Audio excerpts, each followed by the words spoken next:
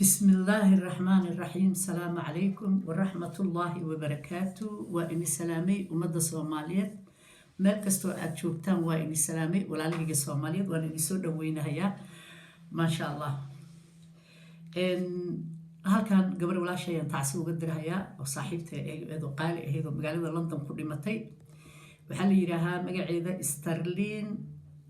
سعيد كوكايا لها waxay ku dhimatay North London Lordship Lane deganeed. ilaahay waxaan uga baryayaa naxariistii janno firdaws Allah siiyo gabar aad qaali igu aad baan uga naxay cudurkan ilaahay gal iyo muslim baa ka qabto umadiisa ayaka wax istaro gudahooda laakiin dadkii gal iyo muslim baa lagu dhamaanayaa marka ilaahay waxaan ka baryaynaa ilaahay qafuur raxiimka ah inuu cudurkan umada ka badbaadiyo ilaahay og daawooyin kan inay daawooyin sax yihiin marka halkaana waxaan ugu celinayaa taasidaas labadii wiil oo habriirtu ahaay dhashay saaxiibtay ilaahay hooyo samriye iimaan aan ka siiyo habriir macaan yaa la iloobin hooyo quraankeeda hal hayo insha Allah ilaahayna adinka hayna xaafido macaan waan ogahay aad hooyo u jeclaydeen halkaana gabadha walaasheedo anna walaashay mama Layla Saciid كوكايو oo degan magaalada Sharjah ayaan halkaan ayadana tacsi uga dirahaya walaashidka weyn bay ahayd ilaahay samriye iimaan kulligeen ba maama Layla Allah naga siiyo walaashay macaan qaaliyay wala ii sheegay ma aanan ogeyn aad baan uga naxay waa itaabatay Sterling marka waa qof aan jeclahay marka ilaahay naxariistii janno firdaws Allah siiyo kitaabkeeda jaamaca gacanta Allah ka siiyo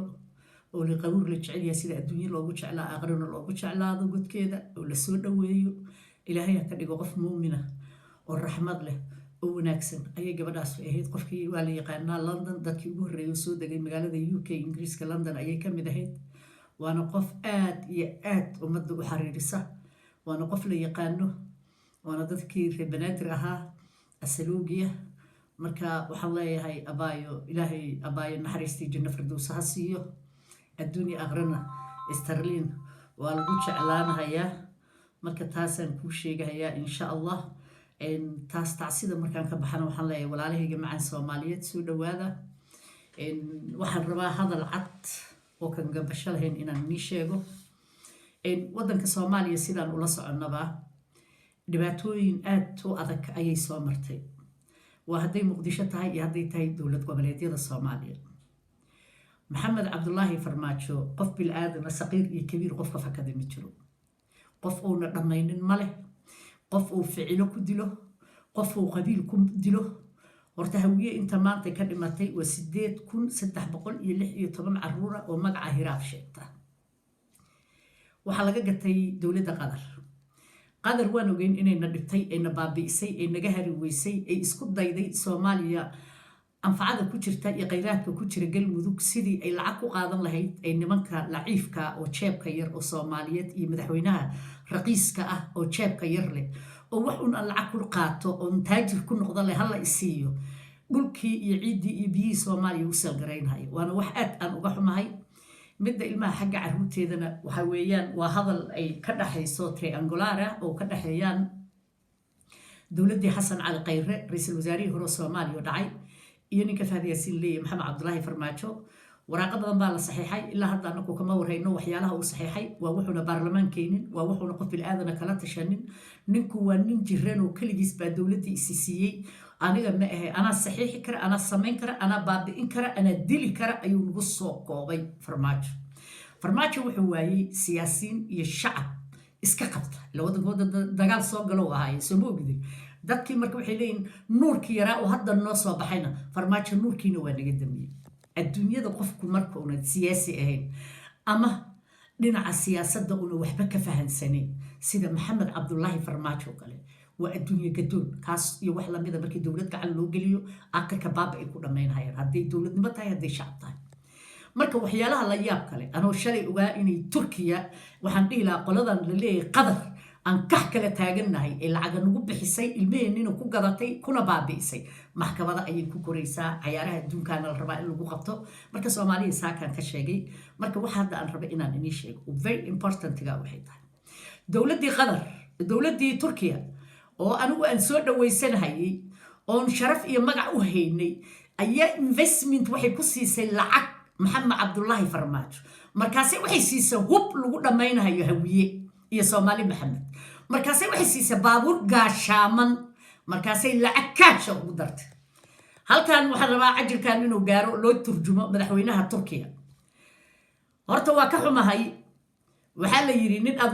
walaal u malaynaysay oo islaamnimo kugu soo dhawaystay oo waraabadaduu kugu noqday madaxweynaha turkiya ay ugu horeeyay dowladda turkiya waxaan leeyahay markay farmaajo dadkii oo dhiban soomaalidii magaaladii muqdisho joogay oo baahi u dhimanahaya oo baahi xunu ay taallo ay lacag ku bixin lahayd turkiya ayna dad bilaadan oo shacab soomaaliyeed ayna waxba u qabanin ay farmaajo jeebabka u buuxisay ay tiri lacagtan qaaday electionka kusoo galo kusoo noqo horta waxaan ii sheegayaa dowladda turkiya in loo sheego wanaag iima ayna samaynin beenbeen bay igu soo gasha iyadoo urjaysa maalinta farmaajo baxana dowladda turkiya waa iiga dhammaata waa ka baxaysaa definitely waddankayga soomaaliya ayaday iigu soo gambatay dowladda qatar oo ibaabi'isay soomaaliya waa masaakiinay maqleen soomaaliya waa kanay maqleen inay ku dhacaan ay boobaan ay shacabka been ka dhigaan ayay rabeen khayraadkaana u cad khayraadka oo u soo saarayna waxbaha ii soo saaray soo adiga maa ninka soomaaliya baahi taalla inaad farmaajo lacag hadda aad jeebabka u geliseen hubna aad siiseen ulajeedadaad ka leedeen maxaa tahay inuu farmaajo kusoo noqonayo madaxweynaha oo gacantaasoo tima ka soo baxaan ha loo sheega dowladda anigu waxaan u malaynaya dowlad islaam dad walaalaa madaxweyne fiican oo sharaf u hayo isu soo dhaweeyay oo markii shalay aan baahna asaga iyo naagtiisu islaamnimo cunto iigu keeneen ya qadarna ayadoo diifka cunaysa anoo ka dhaqaala yar ayadoo batrool haysata aan u geeyay dadkeedii oo baaba'aya say maanta aniga i dilaysaa madaxay ka garaacaysaa naagteedii generationkeygii lacagta soo siin jiray wadamada carbeed faa'iide ay leeyihiin male soomaaliya 1940kii ilaa 1968 markay ugu taag xumaayeen carabtu soomaaliya cuntana u dhiibtay lacagna u dhiibtay maanta aniga carabta waxay gaareen inay aniga igataan anigu soomaaliya baan ahay addoonna ma ihi dadka la gumaystana ma ihi anigu haddaad balaayo soo gumaysan jirteen iyo addoommo iyo wax xoolaha inii qala iyo qurun haddaa arki jirteen ama soomaali lama gumaysto dariiqan fadhiisana anoo baahan ma ahaane carab aniga ima gumaysanayo anoo tii ku taagan dowladda qatar ayaa waxaa ii soo baxay dowladdii turkiya oon u malaynahayo walaalaha markaasay ninka kriminaalka oo al-shabaabka ayay hub iigu dhiibtay maantana waxay siisay lacag laakiin abormes waxaan ballan ku qaadaynaa turkiyay farmaajo inaad la deganaysiin oo la baxaysiin ayadoo waddanka baahi taallo ayaad farmaajo lacag siisay uu ku soo baxo meeshii aad dhihi lahaydeen waa dullaysay dadki siyaasiyiinta soomaaliyeedna waxaan u sheegahayaa nin allaale iyo ninka isku daya inuu turkiya wax la wadaago is up to you halkaanan soo fadhiisanaynaa maradan ka dhigaynaa dir iyo daarad wuxuu rabaa ahaado yaa wiil is nf waxay noqotay tuuga kalkaalay noqotay dowladda turkiya waxay noqotay shidaaladii soomaaliya in taana lagu beeciyo oo rag tuuga ah gruub ay isi soo aruursadeen alla jeeb yaraan nimanka soomaaliyeed dowladdii turkiya waxay noqotay ninka dadka dilay oo kriminaalka ah maxamed cabdullaahi farmaajo inay lacag uu doorasho ku gala siiso saas ugu daadis lacag waa qaadasho laakiin turkiya markuu farmaajo baxo wallaahi iyo bilaahi tallahi waa la baxaysaa hal nin oo turkiyana soomaaliya kuma haraayo tuuga waxaa tihiin soomaali dilkeeda iyo baahideeda iyo dhibkeeda ka shaqeeyaa tihiin abaysadka xuntiinaan ku leeyahay am so sorry aan leeyahay madaxweynaha turkiya siyaasaddii diblomaasiyadda faras soomaaliya iyo turkiya ayaad ku cayaartay nin kriminaale inaad hub u dhiibtay oo aad tiri ha lagu dhammeeyo dadka aad ku dhammaynaysid waryahu dadka waddanka iska lahanay waryaha ama hawiye anaa la waddanka anaa la igu yimid anaa boqortooye ka ah soomaaliya im waa la ogyahay everybody adduun weyne oo dhanna waa la socdaan wax la sheega iyo wax meel arkiibiyaa la geliye iyo buugaag tuuganimo loo qaray ma socdaan annagu waxaan la taagannahay im inaan hawiye ahay waddankana boqortooyada ay hawiye ka tahay maanta turkiya maxay keentay inay maxamed cabdullaahi farmaajo hub iigu dhiibto oo aniga la igu baabi'iyo das isin siyaasad maaha adigu ma wanaagga soomaaliyaad ka shaqaynaysaa turkiyay mise hoos soomaaliyaad hub iskugu dhiibaysaa ayadoo lagu yidhi madaxweynihii hore xasan sheekh maxamuud xaafidullaahi inuu kula hadlo wuxuu ku yidhi hubka shacabkaa lagu dhammaynhayaa ha siinin markaasaad siisay maanta waxaad siisay lacag uu ku soo baxaad siisay marka adiga iyo qadar laba wadan oo islaamnimadiinuba been tahay ayaa tihiin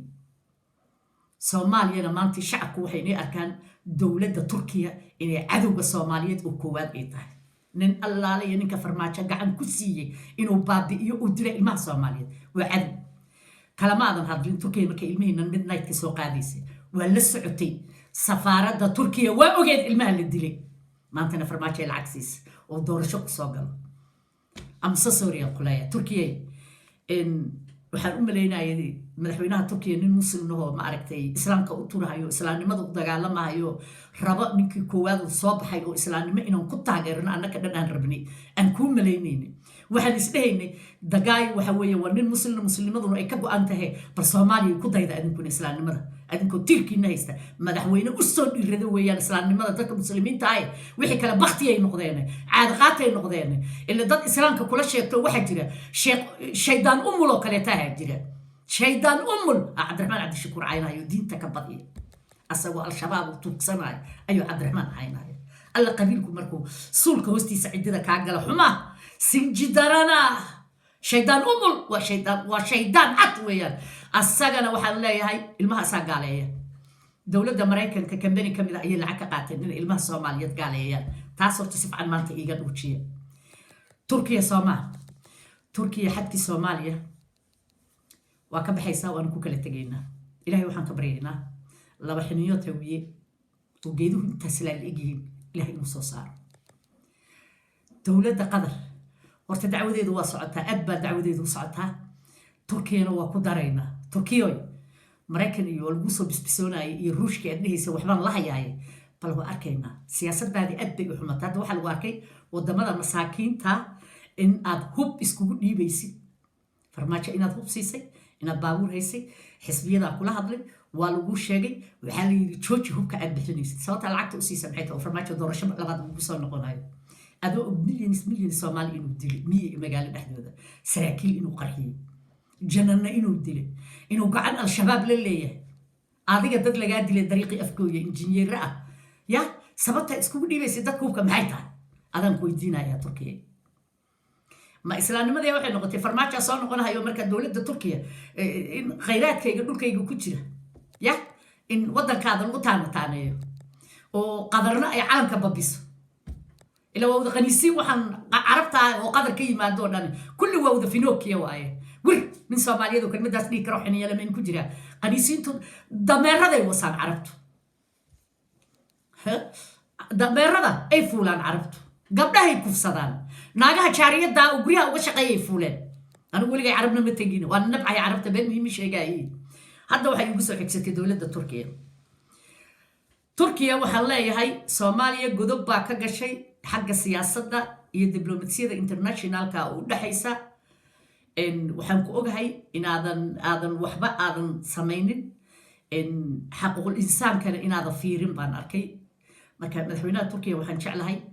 waxyaalaha aad ku samaysay soomaaliya ayadoo dadkii baahi ay u dhimanahayaan inaa farmaajo lacag oo doorasho ku soo baxo oo dhaqaalihii waddanka la degto waddanka dhan uu ka saaray asoo kaa lacag badan oo dhaqaalihii ka saaray adig dhaqaalo kale ugu dartay waxaa maqli jira nebi baaba waqtigii la dhihi jiray la soo gaaray maxaa ka mid ah layidhi markii adduunya gadoonka ay soo joogaan nin fuulahayo villa soomaaliya ku dhex jira naclatullah calayk naag waxaa arkaysaa qaawan oo villada raggii oo fadhiya meesha shaahi naasiya bannaanka bilcbilac halkaas ay joogta geedii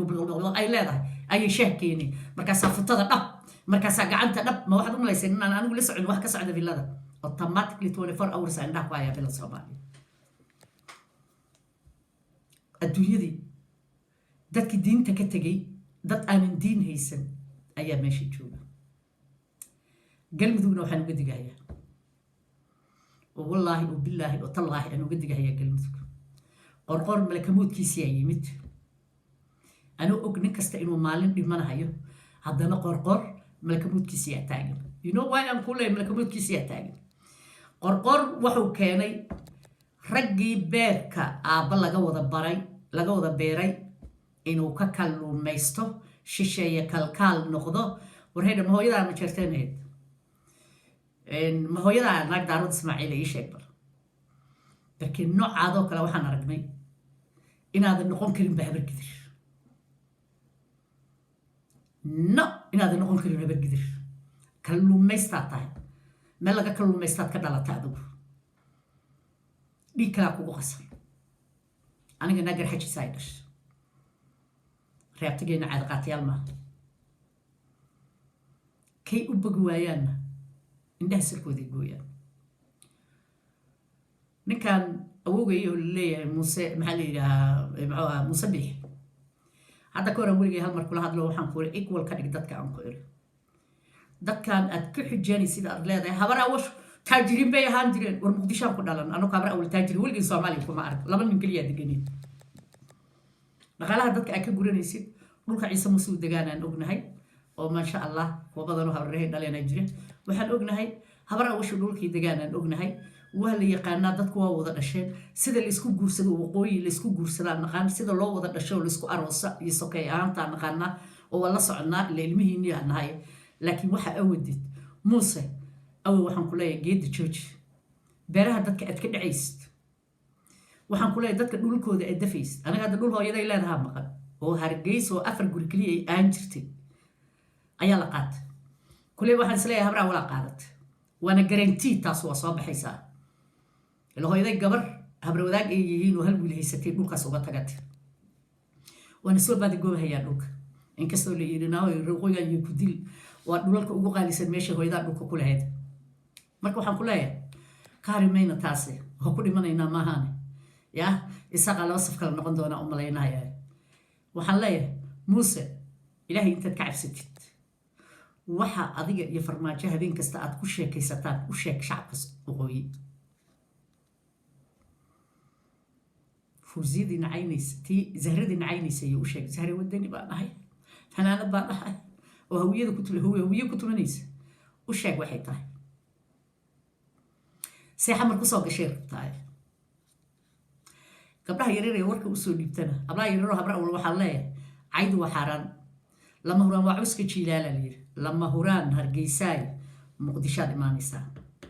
ilaahay intaad ka cabsataan raabtigeeyo oo toobada iyo towxiidka aadan ka tegin soo dhawaada muuse dadka la hadal wixii adiga iyo farmaajo aad ku wada hadasheen etoobiya aragti sababe iyo kii kriminaalka ahaa abiy axmed ya ka u sheeg ummadaada waxba ha u qarin reer waqooyi maxay tahay guriga qasriga oo lagaaga dhisaya jabuuti awow guri qasriga lagaaga dhisaya jabuuti maxay tahay waxyaalaha sheerka iyo bangiyada lagu noqonayo oo dhaqaalihii hargeysa iyo canshuurtii laga aruuriyey la rabo in bangi rag gooniya ay leeyihin oo soomaaliyeed inay isku tilmaamaan taajiriinta soomaaliya inay bangi ka furaan meesha oo maxamed cabdullaahi farmaajona uu ku jiro we know inaad shirkad ka tahay we know inuu dahabshid shirkad ka yahay waana wax laga dhinto waxaas marka waxaan leeyahay dadka u sheeg say wax jiraan u sheeg calanka tawxiidku ku qoran yahay waa wax fiican maasha allah laakiin waxaan ku leeyahay daryaalaatiga kala hadal ummadaada muuse bixiyo anigu taasaan ku leeyahay ku caayi maayo hablaha yaryar oo fadarada ah oo nacaynahaya oo kale miy qof weyn baan ahay marka waxaan ku leeyahay hablaha yaryar oo fadaraa oo hadda soo baxayo shuqansi raadisa ayaa waxay caynahayaan soomaalidii iyo calankeennii kala guurinaya walba saasee waa la ogaan doonaa haddii la kala guuraya haddii kale ayadaa wixii jiraba cakaare imaanhayaan reabtiyo ha sugi weyninin anigu intaasaan leeyahay wax maataa inama dhihin ka soco maxamed cabdullaahi farmaajo rag badan inay maanta urdahayaan ay magaalada muqdisho ka cararhayaan waa noola sheegay farmaajo hubab xoog leh ayaa turkiya kaa soo gaaray iyo baabuurta waanu aragnay oo gadaa qaargaday yaalaan ninku markuu qaa'inul wadan yahayna uu tuu criminal yahayna dhibkeeday leedahay soo ma ogid marka waxaan ku leeyahay waxyaale waxaa jirta aan loo barayrin qaa'inimadu diinta islaamka waa ka mamnuuc laakiin waxaa jira madaxweyne isku sheegoo waxaa jira dadkiaanan waxayna ogeyn inaadan islaamba ahayn adigu dad yar ayaa ku og waxaa ku og etoobiya waxaa ku og qoladan la leeyahay eritrea oo wada qaraabataan oo kristanka aa wada tihiin ortodoska waxaa ku og xaaska aad qabto iyo 2 iyo 3 qof oo saaxiibadaaya oo maraykanka jooga islaamnimada beenta aad sheeganaysidna waa ku qabanaysaa fiiri malakamuudku meel uu jira lama yaqaano ummad baad baabi'isay saad uga fakataana waa adag tahay midna waa kuu sheegaya madaxweyne isku sheego farmaajo inaadan muqdisho ka baxeen adiga iyo faadiyaasi fahad yaasiin mishinka lagu samayn doono waa la soo jaawaxeeyey waa la diyaariyey qorqoor baa ku xiga hadduunan isbedelin oo tutan isbedelin oo realitiga ay leeyaaltaada u hayo farmaajo ayadaa muu qabaa galmudug dad baa iskale 11 qabiil baa dego iskale farmaajona ma arki karaan dembi buu kusoo duway xalay waa wada fadhidin qad baa wada cunaysin haddaad mareexantiin jahda habar gidirtiin dadkii aan la hadlay anigu ma ifahant halkaasi njaaqda ay ku jiraan ma fahmaysaa laakiin farmaajo waxaa tahay shaydaan waxaan maqli jiray qof jin ah oo dadka ku dhex jira iyo shaydaan ayaa waxa loo ekaysiiyaa aadamaha sida aadamahoo kale aan laga dhigaa adigu ummad islaana ma tihid shaydaan ummadda u eg baa tahay oo shaydaankii weynaa oo kaafirka ahaa uu soo dirsaday laakiin soomaaliya waa iska kaa qabanay is the last bugaagta xuntaa meelaha geysayna waa la soo aruurinaya mar maxay tahay beenta ay sheegaysa macalladaha kugu dhacdeen war madaxweynaha tahay maxay tahay qaa'inimada iyo tuuganimada aad ku jirtid waa tuug maafiya ah ninku